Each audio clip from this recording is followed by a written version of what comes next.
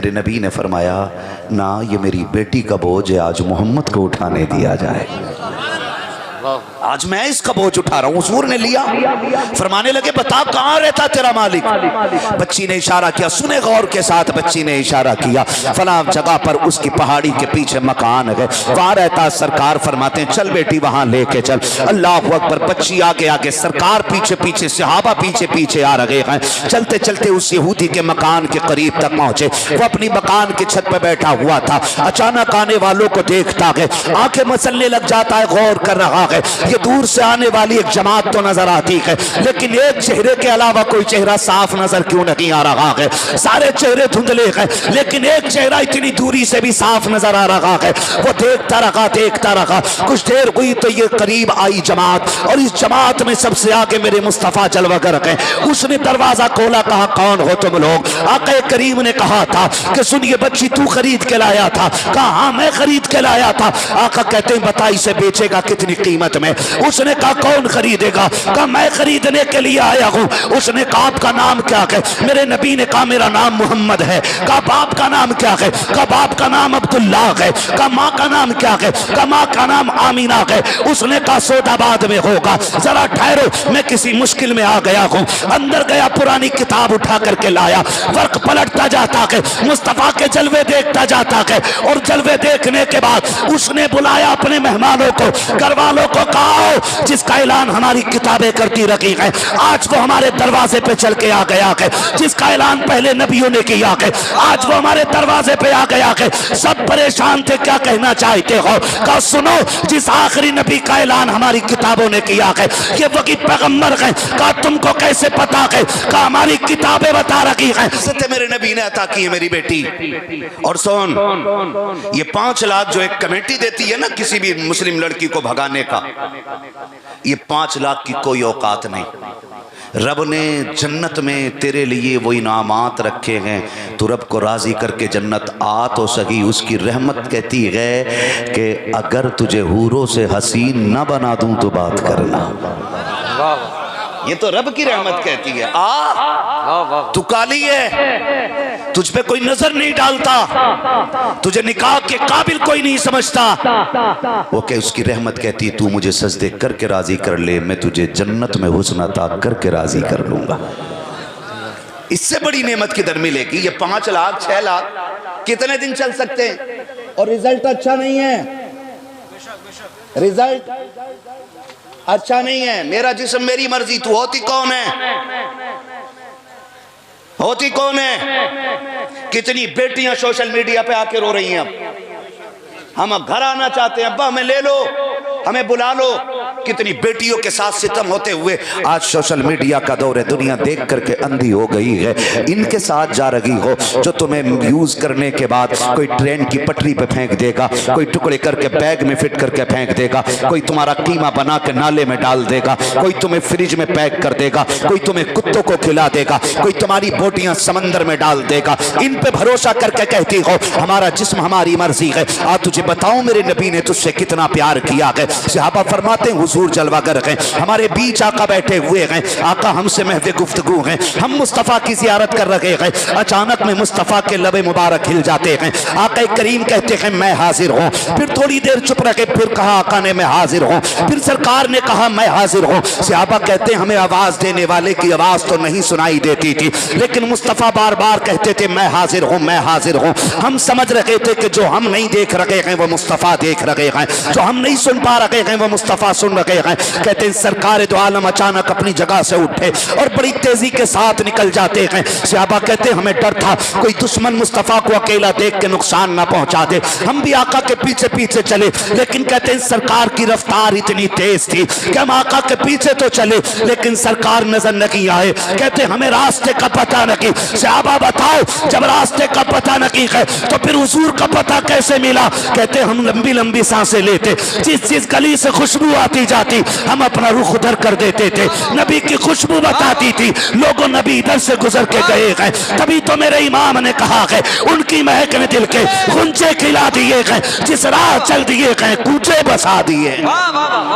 जिंदाबाद जिंदाबाद। हाँ मेरी बेटी तुझे बताऊं नबी ने कितना प्यार किया है। हुजूर ने कितना प्यार किया है। सुन, साहबा कहते हुजूर दौड़ गए, हम पीछे से दौड़ गए। हमने जाके देखा हुजूर एक दरवाजे पे खड़े, हुजूर एक दरवाजे पे खड़े। आके करीम ने दस्तक दी।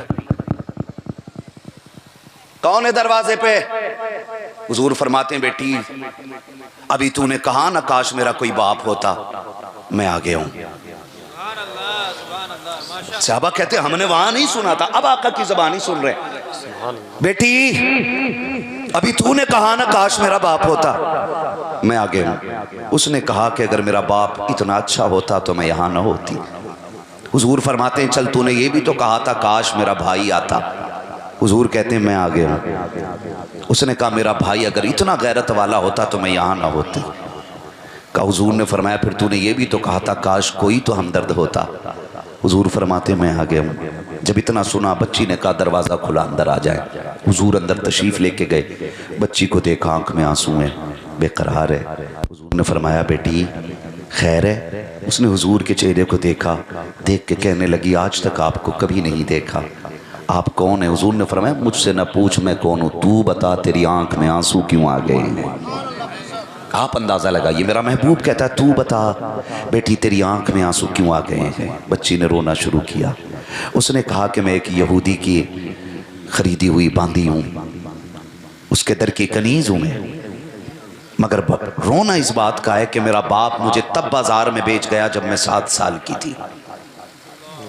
आज 10 साल पूरे हो गए। मैं जिन मुश्किलों से गुजर रही हूं मैं किसी से कह भी नहीं सकती हूँ। हुजूर फरमाते हैं रो क्यों रही है? उसने कहा रो इस बात पे रही हूँ कि काम ज़्यादा है, सख्ती भी ज़्यादा है और तबीयत अलील है। मेरे नबी ने फरमाया क्या चाहती है? उसने कहा काश कोई मुझे छुटकारा दिला देता। मेरे नबी ने फरमाया बिलाल सारा सामान बांध दो। सामान आटे की गठरी अलग, गेहूं की गठरी अलग, जो उस वक्त जो था या जो पीस रही थी उस चीज़ की गठरी अलग। 2 गठरियाँ बनी, हुजूर ने हाथों में ले ली। सुने ज़रा, हुजूर ने हाथों में ले ली और लेके चलने लगे। सहाबा ने कहा ये बोझ हमें दे दीजिए। मेरे नबी ने फरमाया ना, ये मेरी बेटी का बोझ है, आज मोहम्मद को उठाने दिया जाए। आज मैं इसका बोझ उठा रहा हूं। हुजूर ने लिया, फरमाने लगे बता कहां रहता तेरा मालिक? बच्ची ने इशारा किया, सुने गौर के साथ। बच्ची ने इशारा किया फला जगह पर उसकी पहाड़ी के पीछे मकान है, वहां रहता। सरकार फरमाते हैं चल बेटी वहां लेके चल। अल्लाह अकबर। बच्ची आगे आगे, सरकार पीछे पीछे, सहाबा पीछे पीछे आ रहे हैं। चलते चलते उस यहूदी के मकान के करीब तक पहुंचे। वो अपनी मकान की छत पर बैठा हुआ था। अचानक आने वालों को देखता है, आंखें मसलने लग जाता है, गौर कर रहा है। ये दूर से आने वाली एक जमात तो नजर आती है, लेकिन एक चेहरे के अलावा कोई चेहरा साफ नजर क्यों नहीं आ रहा है? सारे चेहरे धुंधले हैं, लेकिन एक चेहरा इतनी दूरी से भी साफ नजर आ रहा है। वो देखता रहा, देखता रहा। कुछ देर हुई तो ये करीब आई जमात, और इस जमात में सबसे आगे मेरे मुस्तफा जलवागर हैं। उसने दरवाजा खोला, कहा कौन हो तुम लोग? आका करीम ने कहा था कि सुन ये बच्ची तू खरीद के लाया था? कहा हाँ मैं खरीद के लाया था। आका कहते हैं बता इसे बेचेगा कितनी कीमत में? उसने कहा कौन खरीदेगा? कहा मैं खरीदने के लिए आया हूं। उसने कहा आपका नाम क्या है? मेरे नबी ने कहा मेरा नाम मोहम्मद है। कहा बाप का नाम क्या है? कहा बाप का नाम अब्दुल्ला है। कहा माँ का नाम क्या है? कहा माँ का नाम आमीना है। उसने कहा सौदाबाद में होगा, जरा ठहरो मैं किसी मुश्किल में आ गया हूं। अंदर गया, पुरानी किताब उठा करके लाया, वर्क पलटता जाता है, मुस्तफा के जलवे देखता जाता है। और जलवे देखने के बाद उसने बुलाया अपने मेहमानों को, घर वालों को, कहा जिसका ऐलान हमारी किताबें करती रही है आज वो हमारे दरवाजे पे चल के आ गया है। जिसका ऐलान पहले नबियों ने किया है आज वो हमारे दरवाजे पे आ गया है। सब परेशान थे, क्या कहना चाहते हो? कहा सुनो, जिस आखिरी नबी का ऐलान हमारी किताबों ने किया है ये वही पैगंबर है। कहा तुमको कैसे पता है? कहा हमारी किताबें बता रही हैं जो आखिरी पैगंबर होगा उसकी शान का आलम ये होगा कि वो मरने वाली बेटियों को जिंदगी अता करेगा, वो कैदियों को आजादी दिलाएगा, वो गुलामों को रिहाई का परवाना देगा, वो बेकरारों का करार बन के आएगा, वो बेसहारों का सहारा बन के आएगा। और हमारी किताब बताती है अल्लाह ने उसको ऐसा हुस्न दिया होगा कि जहां से देखोगे वहां से उसका चेहरा साफ नजर आएगा। का एक एक लाइन पढ़ के देख लो और इनकी आदतें मिला के देख लो। मेरे नबी ने कहा जल्दी कर बता इसकी क्या कीमत लेगा? कदम पकड़ के कहा महबूब इसकी कीमत कुछ दे क्या ना दे, मुझे कलमा पढ़ के गुलामी में कबूल फरमा लीजिएगा। मेरे नबी ने कलमा पढ़ाया है, मेरे नबी ने कलमा पढ़ाया है। आका कहते बता अब इसकी क्या कीमत लेगा? उसने कहा सरकार अब ये ही नहीं, मैं भी आपके दर का गुलाम हो गया हूँ। आका हकीकत तो ये है जब तक बिके न थे तो कोई पूछता न था, तुमने खरीद कर हमें अनमोल कर दिया। नारे तकबीर, नारे रिसालत।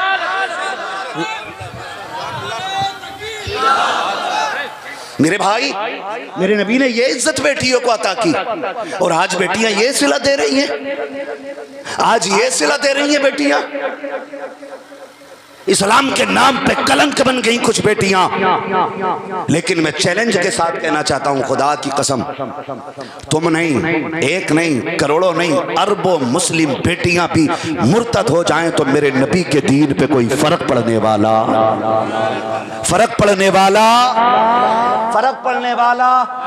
नहीं है। दीन को हमारी जरूरत नहीं, हमें दीन की जरूरत है। ये याद रखिए, हमें दीन की जरूरत है। हम अपने घरों में दीन लेकर के आए, अपनी बेटियों को कनीज़े फातिमा ज़हरा बना दें। दो हकीकतें ऐसी हैं जिससे कोई छुटकारा ही नहीं। नंबर 1 मौत, नंबर 2 कब्र। ये दो हकीकतें ऐसी हैं जिससे कोई छुटकारा। बोलो मरना है कि नहीं मरना है? बोलो मरना है ना। एक बेटी वो जो मुर्तद हो के ट्रेन की पटरी पे कटी मिली, और एक बेटी वो जिसने दीन के लिए बेटे कुर्बान कर दिए। वाह वाह वाह वाह वाह, तवज्जो है। एक बेटी वो जिसने दीन के लिए बेटी कुर्बान कर दी है। क्या दोनों की जिंदगी बराबर हो सकती है? नहीं। जो मुर्तद हो के दुनिया से गई उसकी तबाही ही तबाही है, और जिसने औलाद दीन के लिए लगा दी, खुदा की कसम रब की रहमतों ने बढ़ के उसका इस्तकबाल किया है, बढ़ के उसका इस्तकबाल किया। नौजवानों आपसे मेरी गुजारिश है, हर भाई अपनी बहन की गैरत का पहरेदार बन जाए। बनेंगे इंशाअल्लाह, बनेंगे। हम गफलत कहाँ करते हैं? मैं बेटियों से भी गुजारिश करता हूँ, नकाब का मतलब है जिस्म को छुपाना है जी। इसलिए तो नकाब पहना जाता है कि ताकि जिस्म की हैयत, बनावट, साफ ये छुपी रहे। अगर नकाब इतना खूबसूरत पहना जाए कि जिसे खुद लोग मुड़ के देखें तो फिर पर्दा ही किधर रह गया? पर्दे नकाब सादे पहने, कपड़े ढीले ढाले पहले। बापों से गुजारिश है, आज माफ़ कीजिएगा, कितनी आसानी से एक बाप बेटी को बेगैरती की इजाज़त दे देता है। सोच भी नहीं सकते जहाँ मैं कहने जा रहा हूँ। नाराज़ तो नहीं हो रहे आप? होंगे भी तो कोई फ़र्क नहीं पड़ता है। मैं चाहता हूँ ये कुर्सी मिली है तो इसका हक अदा होना चाहिए। चापलूसी करके, दलाली करके, झूठी बातें कह के, मजाक करके, हंस के, ठट्टे उड़ा के महफिल ख़त्म कर देना, अल्लाह को भी मुँह दिखाना है, अल्लाह को भी मुँह दिखाना है। हाँ, तो बहुत गौर से मेरी बात सुन मेरे भाई। कितनी आसानी से एक भाई बेगैरती की इजाजत दे देता है। पूरी जिंदगी बेटी शराफत से रहती है, समझ रहे हैं? पूरी जिंदगी बेटी शराफत से रहती है। 18 साल के बाद भाई की शादी आ गई, उसने इतने चुस्त और फिटिंग के कपड़े पहने कि घर में किसी ने एतराज किया, ये क्यों पहने? तो पहले माँ वकालत करती है, छोड़ना, शादी रोज रोज थोड़ी हो रही। हाँ, ये पहली मर्तबा बेटी को बेगैरत बनाया जा रहा है, और बाप की रजामंदी के साथ क्या छोड़ना, शादी रोज रोज थोड़ी हो रही। आज तो पहनने दो, दुनिया पहन के आएगी, आज बेटी को पहनने दो। बेटी ने ऐसी बेगैरती वाले कपड़े पहने के बेटी कपड़े पहन के भी नंगी हो गई, और उसी दिन बाप और भाई की आंखों से गैरत का पानी चला गया। जिसकी उतर जाए लोई उसका क्या करेगा कोई। गैरत की चादर एक बार उतर जाए तो फिर कोई उसे गैरत के कंबल में लपेट नहीं सकता है। ये सबसे बड़ी बेगैरती है। हमने बेटियों को पहले दिन ये कपड़े पहनाए, और सितम वाला है सितम ये कि बारात आई तो इस्तकबाल के लिए बेटियों को आगे कर दिया। इससे बड़ी बर्बादी हमारी कौम के लिए और क्या हो सकती है? सोचे जरा, सोचे जरा। महबूब अलैहिस्सलाम ने फरमाया था कि मैं जब महराज गया, मैं महराज के सफ़र पे था, मैं जहन्नम का मैंने दौरा किया, मैंने जहन्नम को देखा, उसमें एक कुआं था। उस कुएं के अंदर से मैंने औरतों के चीखने की आवाज़ सुनी। मैंने कहा जिब्रील, ये कौन बदबख्त औरतें हैं जो इस कुएं के अंदर हैं? हज़रत जिब्रील ने अर्ज़ की, महबूब आपकी उम्मत की ये वो औरतें हैं जो कपड़े पहन के भी नंगी नजर आया करती थी। खुद सोच लो अब किधर जाने का है। जो कपड़े पहन के भी नंगी नजर आया करती थी। मुफस्सिरीन फरमाते कपड़े पहन के नंगी नजर होने का मतलब यह है कि उनके जिस्म के आज़ा नजर आएंगे कपड़े पहनने के बाद। आज माफ कीजिए, अगर कोई शरीफ जाती, कोई इज्जत वाली पढ़ी लिखी बच्ची ढीले कपड़े पहन ले तो मेरी कौम की बिगड़ी हुई बेटियां कहती हैं देखो कैसा जाहिलों वाला लिबास है, ओल्ड फैशन है, देहाती लग रही है, अल्लड़ लग रही है, कुल्लड़ लग रही है। इतने ताने दिए जाते हैं। जब गैरतमंद बेटियां बिगड़ी हुई बच्चियों के इन तानों को सुन करके गर्दन गैरत से झुका लेती है, मसीयत का नकीब आवाज देता है, ए मेरी पारसा बंदी, आज इनके ताने बर्दाश्त कर ले, आज इनकी बातें सुन ले। जब तू मेरी बारगाह में हाजिर होगी मैं तुझे वो मकाम अता करूंगा कि ये देख के दांतों में उंगलियां डालेंगी और ये अफसोस करेंगी काश हमने कल इसी बेटी की तरह नकाब पहना होता तो आज वहां भी इज्जत रह जाती, मैदान कयामत में भी इज्जत रह जाए। वाह वाह वाह वाह, बहुत खूब, जिंदाबाद जिंदाबाद। वाह वाह उन बेटियों के साथ खड़ा हूं जो बेटियां ओल्ड मॉडल कपड़े पहनती हैं। मैं अपनी बात कर रहा हूं। हाँ, नतीजा क्या निकलेगा? नए दौर के कपड़े पहन के बेटियां नंगी हो गई, बाप भी देख रहा, भाई भी देख रहा है। अब किसी में गैरत नहीं है, और जब गैरत नहीं है फिर बेटियां गई, फिर रोना किस बात का है?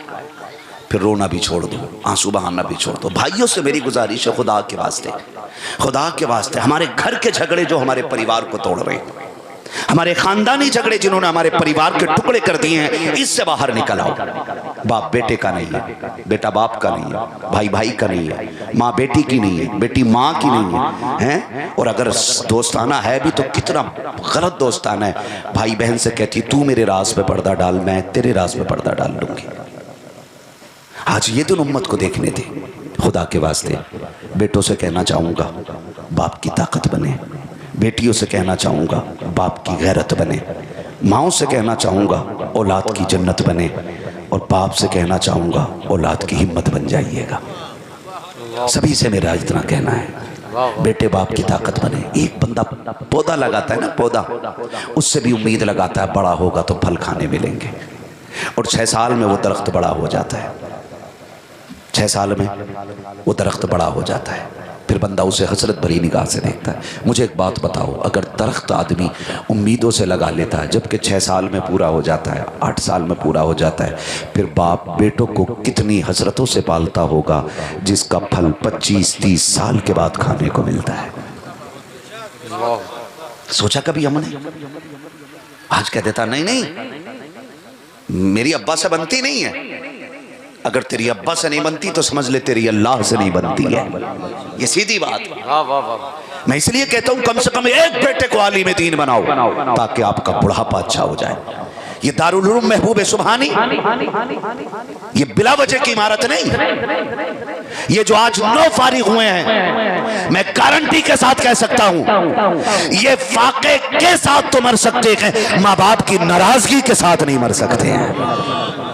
पूरी गारंटी के साथ कह सकता हूं, इसलिए कि हमारा कुरान हमें इतना सिखा देता है कि मर जाना, लेकिन बाप से कभी नाराजगी मोल मत लेना। कम से कम इतना तो बेटों को दे दो। हमने इंजीनियरों की औलाद भी देखी है, हमने डॉक्टर औलाद भी देखी है, हमने MBBS औलाद भी देखी है, हमने बड़े बड़े वकील देखे हैं, जजेस देखे हैं, जिनके माँ बाप को हमने बुढ़ापे में रोता देखा है।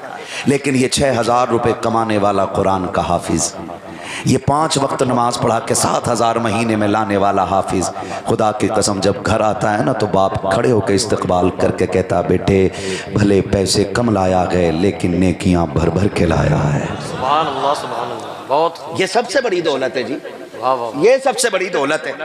बिला वजह माँ बाप अपनी औलाद को दीन के नाम नहीं करते। असल आखिरत की जिंदगी है। कौन सी जिंदगी है बोले?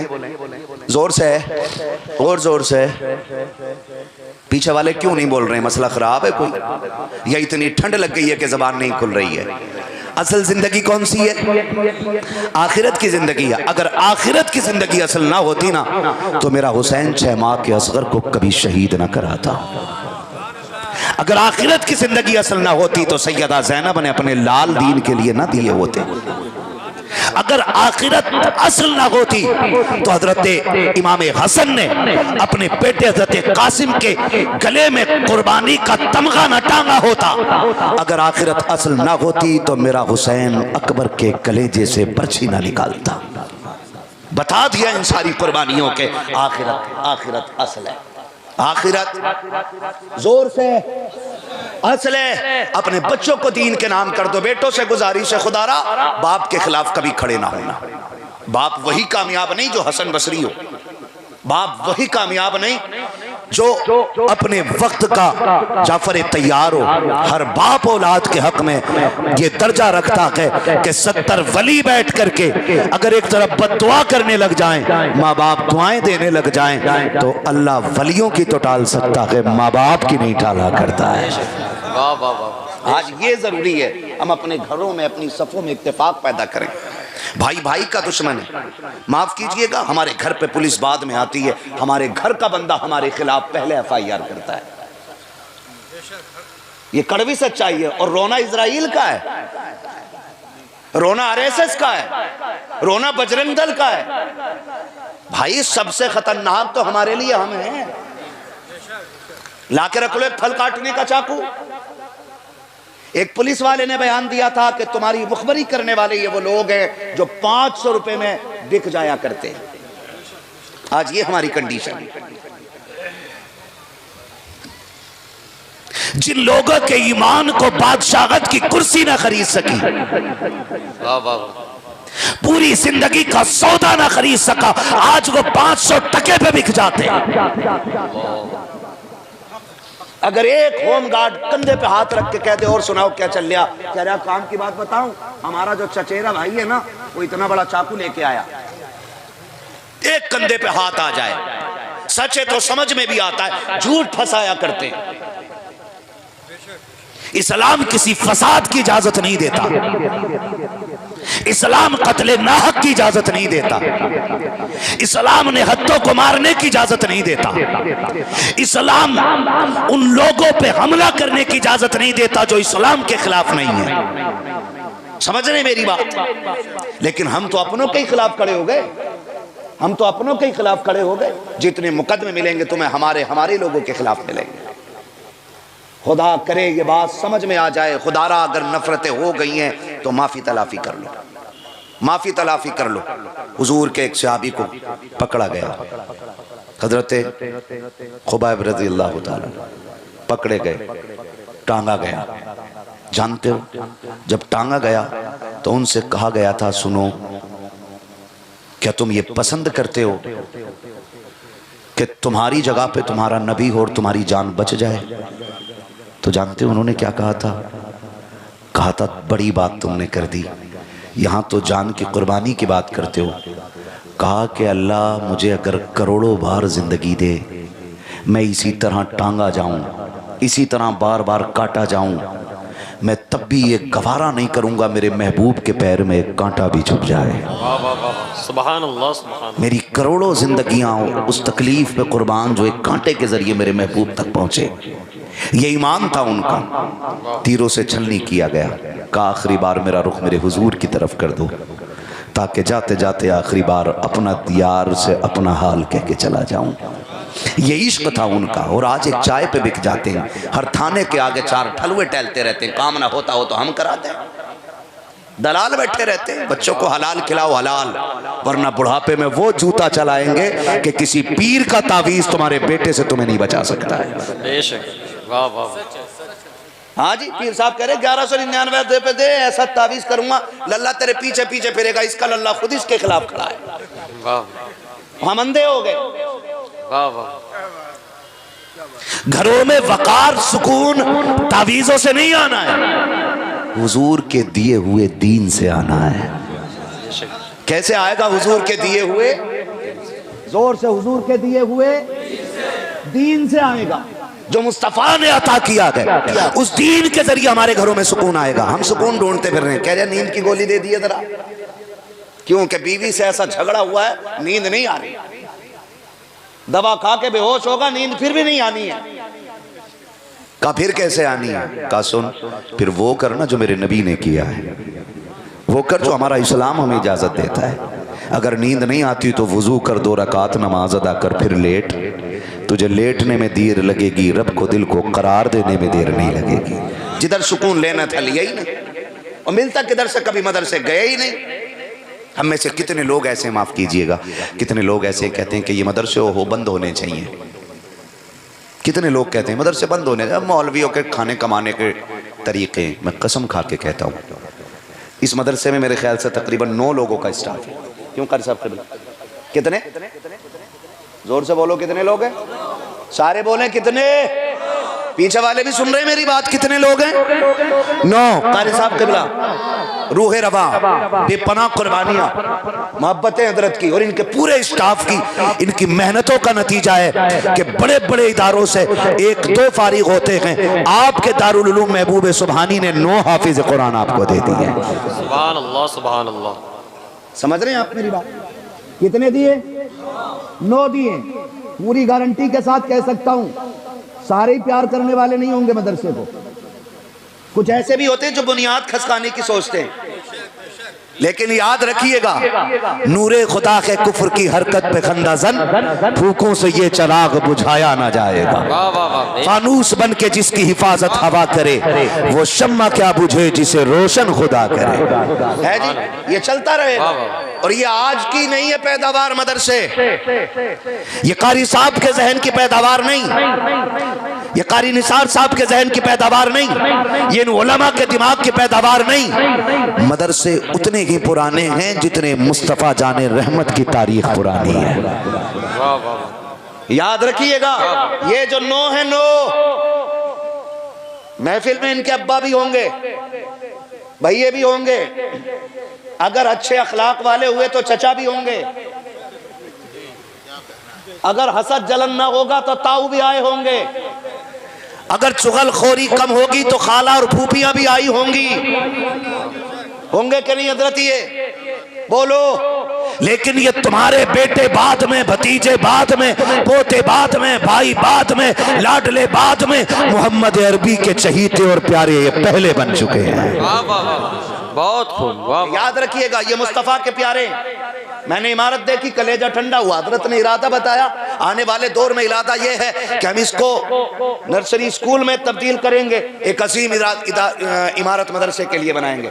यकीन करें, आपके दारुल उलूम मीनाइया में मैं गया, इतना कलेजा ठंडा हुआ, खुदा की कसम, मेरे दिल से दुआ निकली, काश हमारा हर इदारा ऐसा ही हो जाए। वाह वाह वाह। जिन्होंने देखा है वो तायीद करेंगे। हमारे इदारे इतने अच्छे होने चाहिए, सफाई का ख्याल मुकम्मल होना चाहिए, तौर तरीके, रहन सहन बहुत उम्दा होना चाहिए। लेकिन कब होगा? जब हमारा ताउन अच्छा होगा, जब हमारा ताउन अच्छा होगा। घर वही ज्यादा खूबसूरत नजर आते हैं जिनकी इनकम अच्छी होती है। गलत तो नहीं कह रहा, है ना? मुंबई में जाके कबाड़ा बेचा, लंबा काम किया, पैसा अच्छा हो गया, बहराइच गोंडा बस्ती में आके बिल्डिंग बना दी है, भले ही सेकंड हैंड गाड़ी ले ली, लेकिन कहलाए तो सेठ गए ना। पैसा होता तो रंगत बदल देता है। असल क्या है? सरमाया, पैसा, इनकम, ये असर है। लेकिन माफ कीजिएगा, पहले सिर्फ ज़कात मदरसों को मिलती थी हजरत, अब तो ज़कात भी पीर साहब ले जाते हैं। एक पीर साहब को देखा, खाल इकट्ठी करते घूम रहे थे कुर्बानी की। ये दिन उम्मत को देखने तो ये जन्नत में लेके जाएंगे जो खाले ढूंढते फिर रहे हैं। ऐसे मुरीदों की कहानी है। खुद पीर साहब पड्डे बन जाते हैं उसे खींचने के चक्कर में। बाबा हमारी कौम के ये इमाम, ये मदरसा पढ़ाने वाले, आपको क्या लगता है ये एक रात में बिस्तर पे लेट के बटन दबा के हाफिज बनाए गए हैं? एक रात में कुछ दम कर दिया और हजरत बाबा फरीद की तरह सारे हाफिज बना दिए गए? ऐसा नहीं हुआ है। किसी पे 3 साल की मेहनत लगी है, किसी पे 4 साल की मेहनत लगी है, किसी के लिए 2.5 साल उस्ताद ने रज जगह किए हैं, किसी को 3 साल तक 3 बजे रात को उठा करके पढ़ाया गया है, तब जाके रब ने ये मकाम अता किया है। नहीं अभी नहीं, ऐसे भी नहीं हाफिज को ये रुतबे मिले हैं। बल्कि सुनो, जब हमारे बेटे सर्दी के मौसम में सुबह उठ करके गीजर के गर्म पानी से वुजू करते हैं, मुंह धोते हैं, तब ये कुरान वाले 3 बजे रात को उठ करके ठंडे पानी से वुजू करके ये मखमली गद्दों पे नहीं बैठा करते हैं, VIP कालीन नसीब नहीं होती है, बल्कि एक टाट के फट्टे पे बैठ जाते हैं। कुछ नहीं मिलता है तो मस्जिद के ठंडे फर्श पे कुरान लेकर के बैठ जाया करते हैं। खुदा की रहमतें इन पे बरसा करती है। हमने तारीख के वक्त पलट के देखा है, खुदा की कसम मक्खन पराठे खाने वाले उतना कामयाब नहीं होते हैं जितना दाल खाने वाले, कम नमक मिर्च के खाने वाले कामयाब हो जाते हैं। लोगों ने दावे किए थे जिन्होंने मक्खन पराठे खाए हैं वो चांद तक पहुंच गए हैं, जिन्होंने मक्खन पराठे खाए हैं वो आसमानों तक चले गए हैं। मैंने कहा सुन, तुझे मुबारक हो मक्खन पराठे, तेरे मक्खन पराठे वाले चांद तक जाने का दावा करते हैं, लेकिन जो दाल चावल खाते हैं वो चांद तक नहीं बल्कि चांद बनाने वाले खुदा तक पहुंच जाया करते। वाह वाह, नारे तकबीर, नारे रिसालत, उलमाए अहले सुन्नत, हजरत अल्लामा मुफ्ती हम्माद रजा साहिब क़िबला। वाह वाह वाह वाह, बहुत खूब, जिंदाबाद जिंदाबाद। लगो इनसे, बहुत जुड़ जाओ इनसे। ऐसे नहीं बड़ी मेहनतें लगी और ये तलबा बैठे हैं नीचे से ऊपर तक जितने बैठे, सबसे गुजारिश करूंगा, पीर हाथ पकड़ के एक बार कहता मैंने तुझे बगदाद वाले के हवाले किया, ठीक है जी, एक बार कहता है तो हम हर साल उससे 500 रुपये का मुसाफा करना वाजिब समझते हैं। और एक उस्ताद, तलबा सुने मेरी बात, पीर से हर साल में 500 रुपये का मुसाफा करना लाजिम समझते हैं। और एक उस्ताद जो मिट्टी के डेले को सोना बना देता है, हम कभी साल नहीं 10 साल में भी उसकी गली का चक्कर लगाना नहीं चाहते। आपको मैं बता दूं, ये रुतबे अगर आपको मिले हैं तो घुटने रगड़ने से नहीं, उस्ताद के जूते उठाने से मिले हैं। मैं तलबा से गुजारिश करूंगा, आप कहीं भी चले जाएं, अल्लाह करे आपके मुकद्दर बुलंद हों और आप आला से आला ज़मीन पर बैठ करके हुजूर के दीन की खिदमत करें। लेकिन आप जितने चाहो बड़े हो जाओ, कभी उस्ताद के सामने बड़े होने की कोशिश मत करना, वरना जो रब बनाना बड़ा बनाना जानता है वही रब घटाना भी जानता है, ये ख्याल रखिएगा। और वही तलबा, वही शागिर्द आला रुतबे पे फाइज होते हैं जो उस्ताद की जूतियाँ जितनी ज़्यादा उठाया करते हैं। अगर सारा इल्म किताबों से आता ना, सारा इल्म अगर किताबों से आता तो फिर उस्ताद की ज़रूरत नहीं। आज हर फ़न की किताब आपकी आसान ज़बान में मौजूद है, सारे घर बैठे मौलवी हो जाते, लेकिन आज तक मैंने किसी को घर बैठे मौलवी होते नहीं देखा है। पता चला खाली किताबों का कमाल नहीं, उस्ताद की नज़र इनायत का कमाल होता है। और इन बच्चों के जो माँ बाप हैं उनसे कहूँ, कई बार होता है कि एक जोड़ा और 500 रुपये दे करके समझते हैं हमने उस्ताद का हक अदा कर दिया है। अल्लाह की इज़्ज़त की कसम खा के कहता हूँ, सबसे बड़ी कसम मैंने उठाई है, जो एहसान आपके बेटे को हाफिज़ बना के इस उलमा की जमात ने किया है ना, उसके बदले में अपने जिस्म की खाल उतार के उसका जूता बना के भी अगर उस्ताद को पहना दो, फिर भी इस एहसान का बदला अदा नहीं हो सकता है। तो सबसे मेरी गुजारिश है, अपने हुकूक को पहचाने, बाप बेटे को हक को पहचाने, बेटा बाप के हक को पहचाने, उस्ताद शागिर्द को पहचाने, शागिर्द उस्ताद को पहचाने, माँ बेटी के रिश्ते को समझे, बेटी माँ के रिश्ते को समझे, भाई भाई के रिश्ते को समझे, बहन भाई के रिश्ते को समझे। और ऐसे एक जगह इकट्ठे हो जाओ, ऐसे इकट्ठे हो जाओ कि दुनिया ये कहने पे मजबूर हो जाए, जैसा 1450 साल पहले नबी ने खड़ा कर दिया था, आज भी उम्मत उसी तरह से खड़ी नज़र आ रही है। करेंगे इंशाअल्लाह मोहब्बत एक दूसरे से। बेटियों से गुजारिश है, खुदा की कसम 60 साल 65 साल 70 साल ज़िंदगी में कुछ नहीं रखा है, मर जाना है। ज़िंदगी ऐसी गुजार के जाओ कि कब्र में पहुँचो तो तुम्हारी कब्र को खुदा अपने करम से पहले जन्नत का एक बगीचा बना डाले।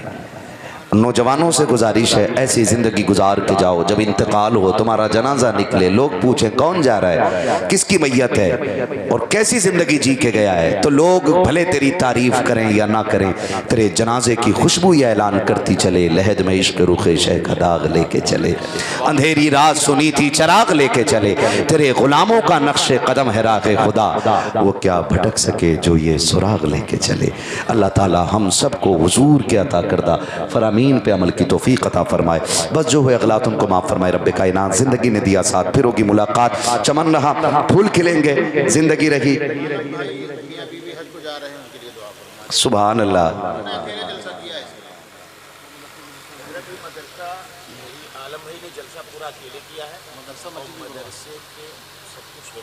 किधर है आलम भाई, जलवा तो दिखाओ इनका, कौन से वाले? सुभान अल्लाह, खड़े हो जरा एक मिनट।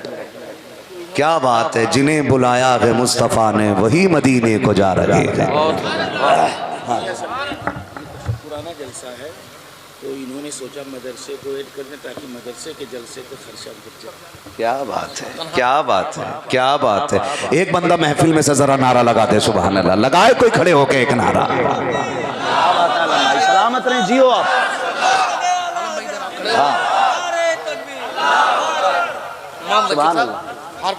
अल्लाह बरकत अता करे।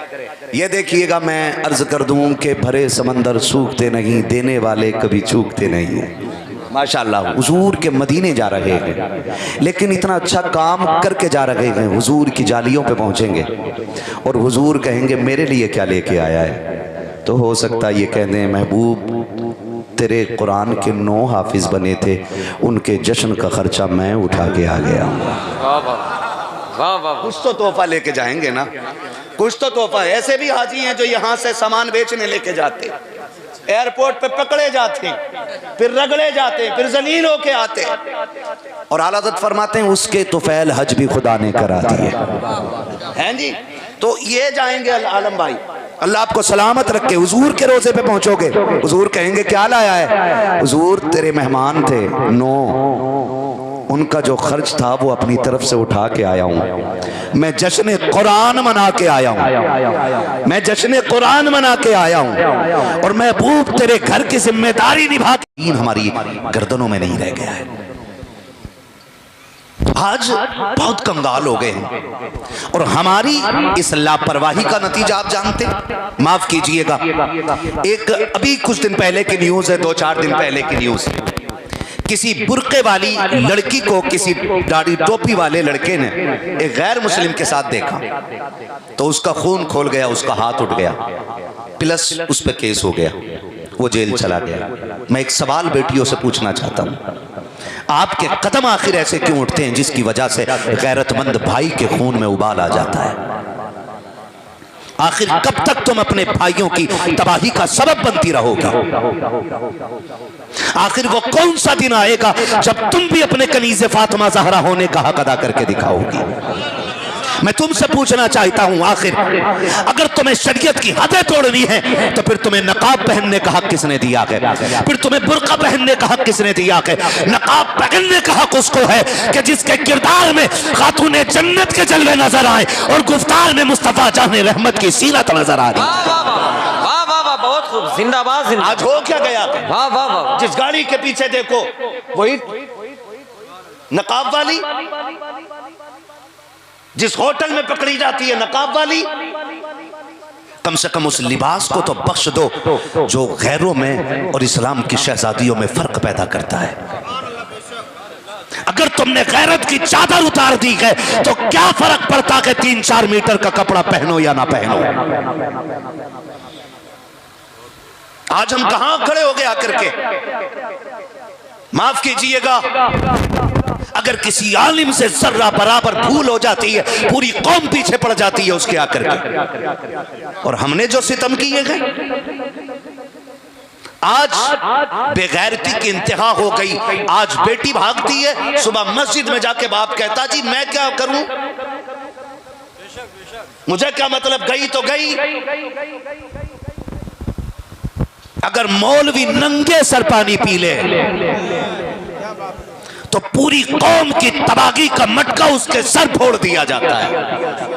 कि कौम ईद की वजह से बर्बाद है। नहीं, खुदा की कसम, कौम जब बर्बाद हो रही है वो आपकी तरबियत की बुनियाद पे बर्बाद हो रही है।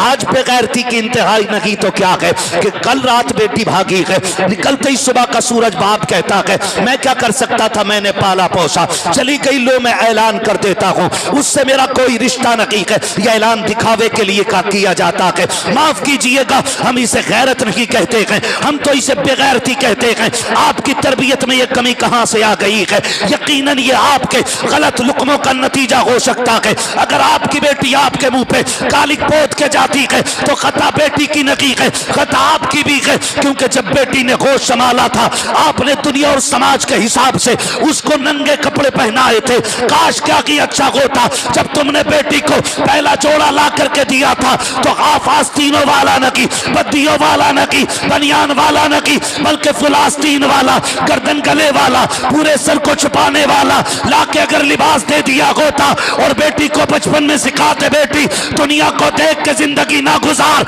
अगर जिंदगी गुजारनी है तो खातूने जन्नत फातिमा ज़हरा को देख के गुजारनी। नारे तकबीर, नारे रिसालत, नारे रिसालत। हजरत अल्लामा मुफ्ती हम्माद रजा साहब क़िबला, वाह वाह वाह, बहुत खूब, जिंदाबाद जिंदाबाद। खुदा के वास्ते नौजवानों, कोई मौलवी आपके दरवाजे पे पहरा देने नहीं आएगा, और ना ये ड्यूटी है कि नमाज भी पढ़ाए और आपके दरवाजे पे बैठ के पहरा दे। अपने घर का पहरादार आपको बनना पड़ेगा। जो गैरत मुर्दा हो गई है उन्हें जिंदा करना पड़ेगा, उन्हें जिंदा करना पड़ेगा। आज से तकरीबन 25-30 साल पहले बाप की गैरत का आलम यह होता था, अगर बेटी को तलाक हो जाती थी तो 8 दिन घर से नहीं निकलता था। यह हाल होता था बाप की गैरत का। आज बाप खड़े होकर कह रहे हैं छोड़ मेरी बेटी को, तो होता कौन है? छोड़ मेरी बेटी को। इससे बड़ी बेगैरती और क्या आ सकती है? इससे बड़ी बेहयाई क्या आ सकती है? सोचे तो सही, हम या ये पूरी जमात या इतने और लोग किसी एक बस्ती में जाके इकट्ठे हो जाएं, फिर भी किसी के घर पे पहरा नहीं दे सकते। और याद रखिए, जब गैरत की दीवारें गिर जाती हैं ना, तो फिर सीमेंट की दीवारों से इज्जतों की हिफाजत नहीं हुआ करती है। हाँ, अगर गैरत की सरहदें ऊंची होंगी तो फिर खुदा की कसम किसी दीवार की जरूरत नहीं पड़ सकती है। ये जरूरी है। अभी कारी साहब क़िबला ने, मौलाना मुज़क्किर साहब क़िबला ने ये अभी एक हाल बताया था एक बेटी का कि जिसके सामने कुरान की बेहुरमती करने की कोशिश की गई थी। कि आज वो गैरत वाली बेटियां हैं? आज एक कलमा पढ़ने वाला कहता बहन इससे तेरा क्या रिश्ता, तो वो कहती तू होता कौन है मुझे रोकने वाला, मेरा जिस्म मेरी मर्जी, मैं जवान हूं, अपनी मर्जी की मालिक हूं। ना बेटी, तुझसे किसने कह दिया? जब तुमने कह दिया ला इलाहा इल्लल्लाह तो ना जिस्म के तुम मालिक रहे ना जिंदगी के तुम मालिक रहे। रोटी जरूर खाओगे लेकिन जिंदगी तुम्हें मुस्तफा के फरमान के मुताबिक गुजारनी पड़ेगी। वाह वाह वाह वाह वाह। ये जन्नत किसी थाली में रखा हुआ निवाला नहीं, जो जिसका हाथ पहुंचेगा उठा लेगा। जन्नत उसी को मिलेगी जिससे खुदा भी राजी होगा, मदीने वाला मुस्तफा भी राजी होगा। वाह वाह वाह, जिंदाबाद जिंदाबाद। इसलिए इसे हासिल करने के लिए कुर्बानियां पेश करना पड़ेगी। आज बेटी कह देती है तुम कौन होते हो समझाने वाले, कौन होते हो तुम सुनाने वाले, कौन होते हो तुम रोकने वाले, मेरी मर्जी। कितनी बहनों ने सगे भाइयों के खिलाफ मुकदमा कर दिया। मेरी बेटी तुझे गैरत का वास्ता है, जब भी तेरे कदम बहकने लग जाएं किसी को देखना या ना देखना। तेरे भाई ने पूरी जिंदगी तेरे लिए परदेश में काट दी, भले उसके इस जुदाई का ख्याल ना आए। तेरे बाप ने पूरी जिंदगी मजदूरी में इसलिए काट दी ताकि मेरी बेटी को किसी के बर्तन न धोने पड़े, भले बाप की इस कुर्बानी का तुझे ख्याल आए या ना आए। माँ ने तुझे उठा उठा के खाने खिलाए, भले माँ की ममता का तुझे पास रहे या ना रहे। अगर तेरे कदम बहकने लग जाए तो कुछ याद करना या ना करना, मगर ज़हरा के बाबा की कुर्बानियां याद कर लेना, हसनैन के नाना की कुर्बानियां याद कर लेना। अगर भूल गई हो तारीख का ये बाप तो मैं तुम्हें याद दिला दूं, तुम्हारी तो औकात कुछ भी ना थी। इसी हिंदुस्तान के अंदर तुम्हें शौहर की चिता पे जिंदा जला दिया जाता था। अगर जीने का अधिकार किसी ने दिया है तो इस्लाम ने दिया है। जब तुम पैदा होती थी तो पैदा होते ही तुम्हें कत्ल कर दिया दिया जाता था, तुम्हें मनहूस समझा जाता था। मेरे नबी ने आकर के सैयदा कायनात, सैयदा तैयबा ताहिरा, आबिदा साकिदा तकिया नकिया, राकिया साजिदा हाफिजा कारिया, आलिमा फाजिला, सैयदा कायनात खातून जन्नत फातिमा ज़हरा को सीने से लगा के कहा था, फातिमा मेरे जिगर का टुकड़ा है। जब से आका ने कहा है फातिमा मेरे जिगर का टुकड़ा है, हर बाप बेटी को सीने से लगा के फख्र से कहता, लोगों जैसे फातिमा नबी के जिगर का टुकड़ा है, मेरी बेटी आज मेरे जिगर का टुकड़ा बन गई।